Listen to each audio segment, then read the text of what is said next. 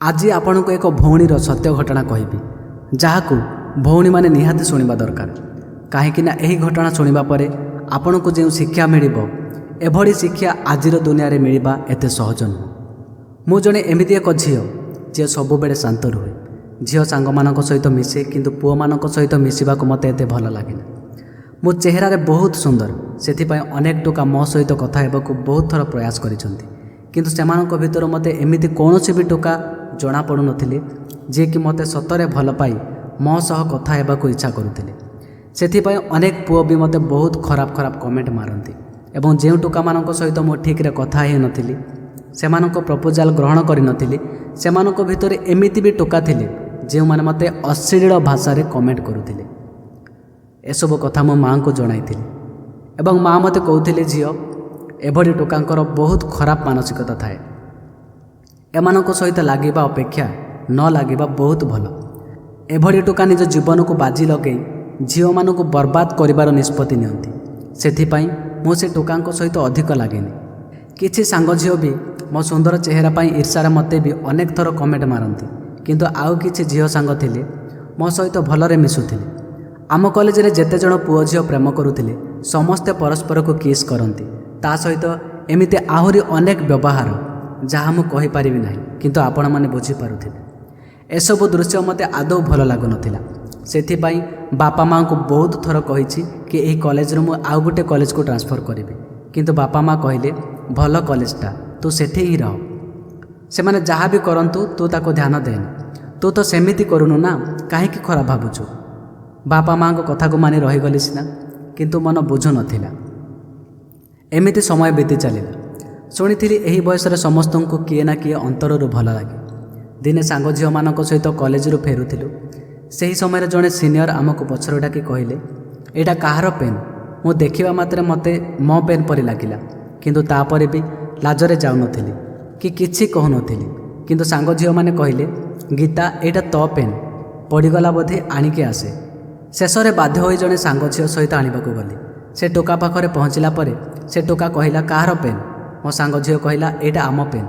से टोका कहला तमे तो दी जण आसीछ मु केमिति जानिबे एटा कहार पेन। तापरे मो सांग झील कहला आमे कहिलु बा एटा आम पेन। टोका कहला प्रकृत रे जहार पेन सीए कहले मु देबी। सांग झील मते इशारा कला काहेकि सेटा मोर ही पेन थिला। मु लाजरे किछि कहिलिनी। टोका मते पचारिला तम पेन कि। मु मुंड तळकु करी छिड़ा होई रहिली किछि कहलिनी। आउ थरे कहला एते लाज किए करे कॉलेज पढ़िलणी पा। मु आउ छिड़ा हो पार्लिनी मु पळै आसिली।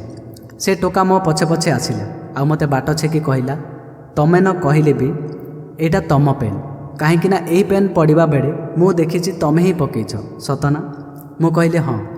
मु पेन धरिया पर पुणी थरे कहला किछि खराब भाबिबनी मजाक रे टिके पचारि देली हैला। तापर आमे पळै आसिलु किंतु से टोका कथा बाट सारा मन पड़ुथिला। रूम रे भी सही कथा मन पड़ुथिला। मु मने मने भाबुथिली जे काहेकि मु लाज कली। मु लाज कला परे भी से टोका निजे आसी पेन देला। मो सहित अन्य टोकांक भड़ी भी कथा हेलानी भलसे कथा हेला।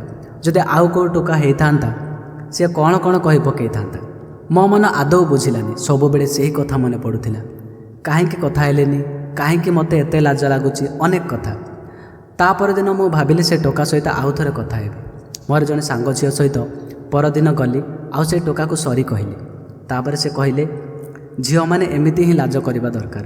लाज लागुथिबा झियो माने किछि खराब करंतिनी। जदि लाज न लागंता ताहेले तमे भी किछि झियोंक परि प्रेम नारे एमिति खराब व्यवहार करि सारंत। मते लाज करुथिबा झियो माने बहुत पसंद। एही कथा सुनिला परे मते बहुत खुशी लागिथिला। आहुरी अनेक कथा आउ थटा मजा कलु।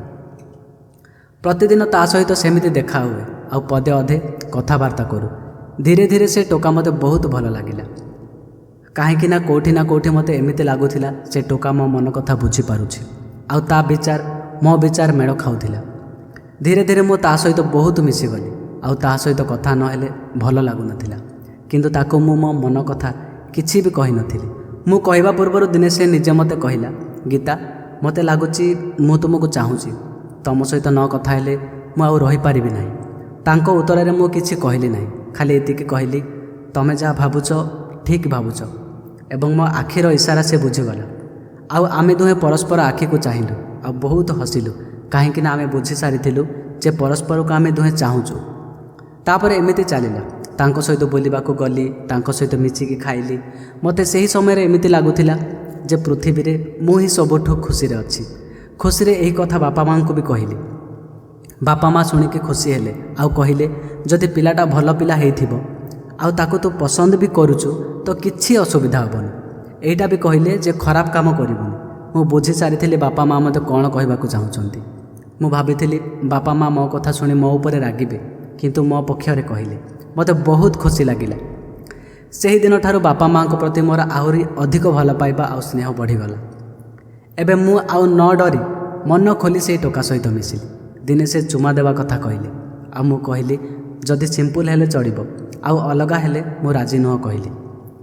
ସେ ବି ବୁଝିପାରିଲେ ଆଉ ମୋତେ ଗୋଟେ ଥର ଚୁମା ଦେଲେ। ମୁଁ ଖୁସି ହେଲି କି ସେ ମୋ ମନ କଥା ବୁଝିପାରିଲେ। ସେମିତି ଆଉ ଦିନେ ଆମେ ପାର୍କରେ ବସିଥିଲୁ। ସେ ମୋ ଜଙ୍ଘ ଉପରେ ହାତ ରଖିଲେ। ମୋତେ କିଛି ଲାଗିଲାନି, କିନ୍ତୁ ପୁନର୍ବାର ଯେତେବେଳେ ମୋ ଜଙ୍ଘରେ ହାତ ଦେଲେ ମୋତେ ଅଲଗା ଲାଗିଲା। ମୋତେ ଲାଗୁଥିଲା ସେ ଖରାପ ଉଦ୍ଦେଶ୍ୟରେ ହାତ ରଖୁଛନ୍ତି, କିନ୍ତୁ ମୁଁ କିଛି କହିଲିନି। ଆଉ କଥା ହେବା ବାହାନାରେ ତାଙ୍କ ହାତକୁ ମୁଁ ଉଠେଇ ଦେଲି। ସେ କହିଲେ ଆଜି ମୋତେ କାହିଁ ଅଲଗା ଅଲଗା ଲାଗୁଛି। ସେହି ସମୟରେ ମୁଁ ତାଙ୍କ ମୁହଁକୁ ଚାହିଁଲି ଆଉ ମୁହଁ ଦେଖି ମୋତେ ତାଙ୍କ ମୁହଁରୁ ଜଣାପଡ଼ୁଥିଲା ସେ ଆଜି ଅଲଗା ଅଲଗା ଲାଗୁଛନ୍ତି। କିଛି ସମୟ କଥା ହେବା ପରେ ପୁଣି ଥରେ ସେ ମୋ ଅଣ୍ଟାରେ ହାତ ମାରିବାକୁ ଚେଷ୍ଟା କଲେ। ମୁଁ କିଛି କହିଲିନି, କିନ୍ତୁ କାହିଁକି କେଜାଣି ତାଙ୍କର ସେଦିନର ବ୍ୟବହାର ମୋତେ ବହୁତ ଖରାପ ଲାଗୁଥିଲା। ପୁନର୍ବାର କହିଲେ ମୋତେ କିଛି କିଛି ଇଚ୍ଛା ହେଉଛି।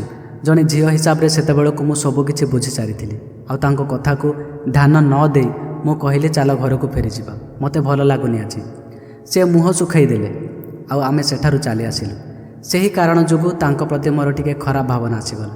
ଆଉ ମୁଁ ନିଜକୁ ନିଜେ ବୁଝେଇଲି ଯେ ଆଜିକାଲିକା ପୁଅମାନଙ୍କର ସେତିକିଟା ଇଚ୍ଛା ହୁଏ।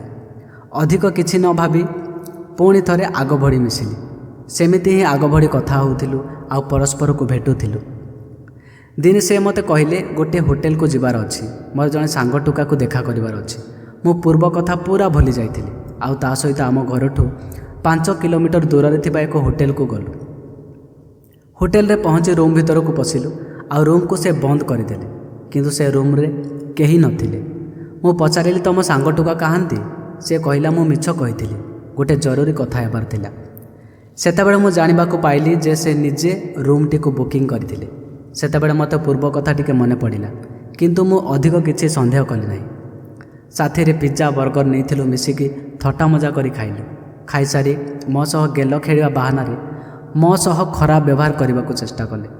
ମୁଁ କହିଲି କ'ଣ କଥା ହେବାର ଅଛି କହୁଥିଲା ପରା। ସେ କହିଲେ ପରେ କଥା ହେବା। ଆଉ ପୁଣି ଥରେ ମୋ ସହ ଖରାପ ଉଦ୍ଦେଶ୍ୟରେ ସ୍ପର୍ଶ କରିବାକୁ ଚେଷ୍ଟା କଲେ। ମୁଁ ବଡ଼ ପାଟିରେ କହିଲି ଆକାଶ କ'ଣ ହେଉଛି, ତମ ମୁଣ୍ଡ କାମ ଦେଉଛି କି ନାହିଁ? ଏପରି କହିଲା ପରେ ବି ସେ ମୋ ସହ ଜବରଦସ୍ତ ଚେଷ୍ଟା କରୁଥିଲେ। ସେତେବେଳକୁ ଭାବି ଭାବି ମୋ ମୁଣ୍ଡ ବଥା ହେଉଥିଲା ଯେ ଆକାଶ ମୋ ସହ ଏମିତି କାହିଁକି ବ୍ୟବହାର କରୁଛନ୍ତି। ଶେଷରେ ରାଗିକି ତାଙ୍କୁ ଗୋଟେ ଚାପୁଡ଼ା ମାରି କହିଲେ ଆକାଶ ସରି, ତମେ କାହିଁକି ଏମିତି ହେଉଛ? ସେ କହିଲେ ଗୀତା ମୋତେ ବୁଝିବାକୁ ଚେଷ୍ଟା କର। ମୁଁ ବି କହିଲି ତମକୁ ମୁଁ ବୁଝିପାରୁଛି, ତମେ ବି ମୋତେ ବୁଝିବାକୁ ଚେଷ୍ଟା କର। ବାହା ହେବା ପୂର୍ବରୁ ଏସବୁ ବ୍ୟବହାର ଠିକ୍ ନୁହଁ। ପୁଣି ଥରେ ମୋ ପାଖକୁ ଆସିବାକୁ ଚେଷ୍ଟା କରୁଥିଲେ। ମୁଁ ପଚାରିଲି ଆକାଶ ମୋତେ କୁହ, ତମେ ମୋତେ ସତରେ ଭଲ ପାଉଛ କି ନାହିଁ? ସେ କହିଲେ ଆଜି ପ୍ରମାଣ ହୋଇଯିବ ପ୍ରକୃତରେ କିଏ କାହାକୁ ଭଲ ପାଉଛି। ଯଦି ତମେ ରାଜି ହେବ ମୁଁ ଜାଣିବି ମୋତେ ଭଲ ପାଉଛ, ଆଉ ଯଦି ରାଜି ହେବନି ମୁଁ ଜାଣିବି ମୋ ସହ ଖେଳୁଛ। ମୁଁ କହିଲି ଆକାଶ ପ୍ରକୃତ ଭଲ ପାଇବାକୁ ଏହି ଫର୍ମୁଲା ପକାଇ ପରୀକ୍ଷା କରାଯାଏ ନାହିଁ। ସ୍ୱାମୀ ସ୍ତ୍ରୀ ହେବା ପୂର୍ବରୁ ସ୍ୱାମୀ ସ୍ତ୍ରୀ ଭଳି ସମ୍ପର୍କ ରଖିବା ଠିକ୍ ନୁହଁ। ଭଗବାନ ବି ଏହା ସହିପାରନ୍ତି ନାହିଁ। ଆମକୁ ବାପା ମାଆଙ୍କ ଅଭିଶାପ ପଡ଼ିବ, ଭଗବାନଙ୍କ ଅଭିଶାପ ପଡ଼ିବ। ମୁଁ ତୁମକୁ ସତରେ ଭଲ ପାଏ। ମୋତେ ଏହାକୁ ଛାଡ଼ି ଯାହା ବି କହିବ ମୁଁ କରିବାକୁ ରାଜି ଅଛି, କାହିଁକି ନା ସତରେ ମୁଁ ତୁମକୁ ଭଲ ପାଏ। ଏତେ ନେହୁରା ହେଲା ପରେ ବି ସେ ମୋ କଥା ଶୁଣିଲେନି। ସେ ଆଉ ଥରେ ମୋତେ ଆକ୍ରମଣ କରିବାକୁ ଚେଷ୍ଟା କଲେ। ଏହି ସମୟ ବେଳକୁ ମୋତେ ବହୁତ ଡର ଲାଗୁଥିଲା। ମୁଁ ଭାବୁଥିଲି ନିଜକୁ ଆଉ ରକ୍ଷା କରିପାରିବିନି।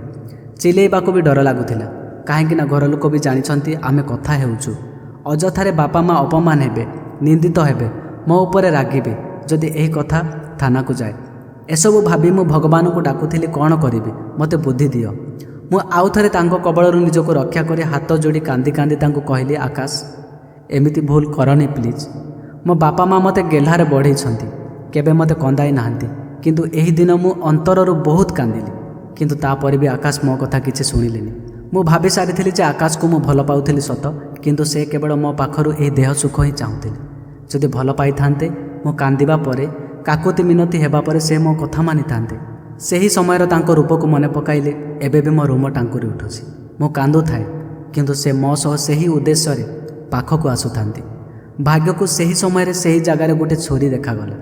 ତା ପୂର୍ବରୁ ମୁଁ ସେହି ଜାଗାରେ କୌଣସି ଛୁରୀ ଦେଖିନଥିଲି। ଥାଇପାରେ, ହୁଏତ ମୁଁ ଧ୍ୟାନ ଦେଇନଥିଲି। ସଙ୍ଗେ ସଙ୍ଗେ ସେହି ଛୁରୀକୁ ଧରିଲି।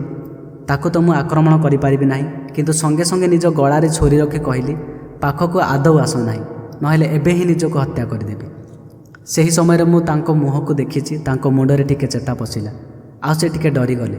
ମୁଁ କହିଲି କବାଟ ଖୋଲ। ସେ କବାଟ ଖୋଲିଲେ, ଆଉ ଦୁଆର ପାଖରୁ ଉଠିବାକୁ କହିଲି। ସେ ଉଠିଲେ, ଆଉ ମୁଁ ଗଳାରେ ଛୁରୀ ରଖି ତାଙ୍କ ଆଡ଼କୁ ମୁହଁ କରି ଧୀରେ ଧୀରେ ଦୁଆର ଆଡ଼କୁ ଆସିଲି। ଆଉ ଛୁରୀ ଫିଙ୍ଗି ଦେଇ ମୁଁ ଧାଇଁ ଧାଇଁ ଆସିଲି। ସଙ୍ଗେ ସଙ୍ଗେ ଗୋଟିଏ ଅଟୋ ଧରି ଘରକୁ ଆସିଲି। ଅଟୋ ଚାଳକ ଜଣକ ପଚାରୁଥାନ୍ତି, କ'ଣ ହେଲା ଝିଅ? ମୁଁ କହିଲି, କିଛି ହେଇନି, ତମେ ଆଗ ମୋତେ ଘରେ ନେଇକି ଛାଡ଼। ଘରେ ପହଞ୍ଚିବା ମାତ୍ରେ ମା ଡାକି ଡାକି ଘରକୁ ଧାଇଁ ପଶିଲି, ଆଉ ମାଆଙ୍କୁ କୁଣ୍ଡାଇ ବହୁତ କାନ୍ଦିଲି।